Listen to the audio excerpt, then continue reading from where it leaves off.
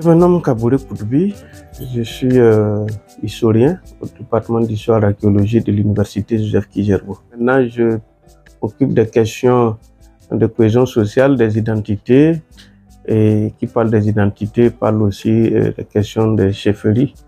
Voilà.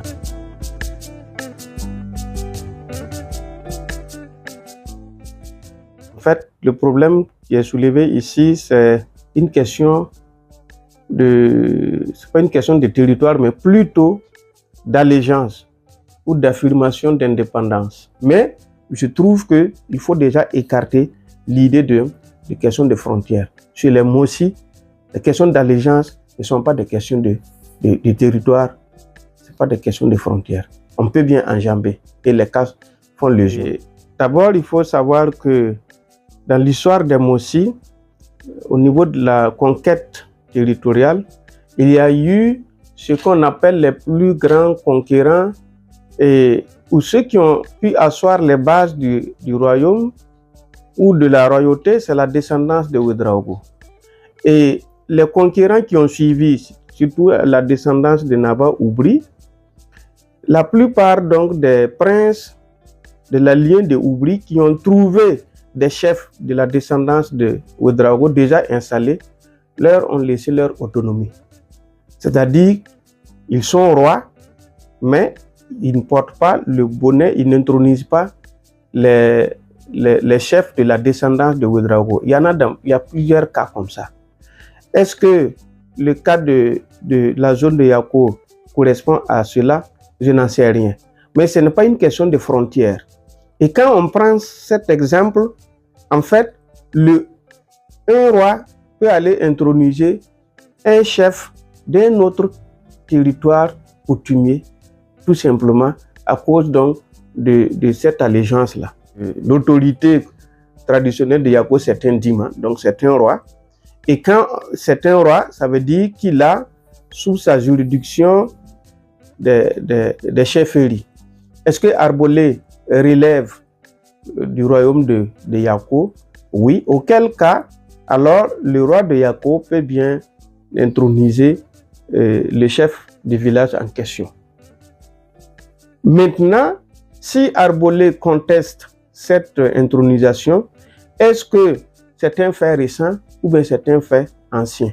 Est-ce que le chef de Arbolé, ou bien est-ce que Arbolé a toujours reconnu l'autorité du roi de Yako? Et à quel moment ce manque d'allégeance a commencé à s'affirmer? Parce que le manque d'allégeance aussi, ou la recherche d'indépendance, ça existe. À partir du moment où, si c'est prouvé que celui d'Arbolé a pris son bonnet de Ouagadougou, ça veut dire qu'il y a forcément, il faut que les deux rois puissent se parler et vous verrez que bon, des solutions simples vont être trouvées. Et si l'administration doit se saisir du dossier, je pense qu'il me semble que la première démarche de l'administration, c'est de chercher à comprendre les tenants et les aboutissants, à comprendre la profondeur coutumière des choses, bien la profondeur des choses et les mutations qui ont suivi. La profondeur et les mutations qui ont suivi pour pouvoir intervenir. Sans connaître, si vous ne connaissez pas les mutations qui ont suivi, peut-être qu'il y a d'autres qui agissent par rapport à ces mutations. Puisque sous la colonisation, il y a eu des mutations. Sous l'état post-colonial, depuis Maurice Yamoyogo, où on a voulu faire disparaître la chefferie, il y a eu des mutations où des chefs inférieurs ont acquis le statut de chef supérieur et des chefs supérieurs, pour les sanctionner, ont été rétrogradés. Donc il y a des rois qui ont été rétrogradés au statut de simple chef aussi. Et dont les descendants cherchent à se venger aujourd'hui et à se repositionner. Comment ça peut se résoudre sans déchirer le tissu social. Parce qu'aujourd'hui, c'est peut-être deux chefs, ou un roi et puis un chef qui se disputent la légitimité. C'est une lutte pour la légitimité. Voilà. Mais pour le moment, ça n'implique pas les populations. Ça, c'est une chance. Le combat ou la lutte pour la légitimité ne doit pas conduire à une détérioration du climat social là-bas. Donc, les deux peuvent se parler pour voir comment ça peut être résolu. Mais l'administration doit agir dans ce qu'on appelle donc la neutralité absolue.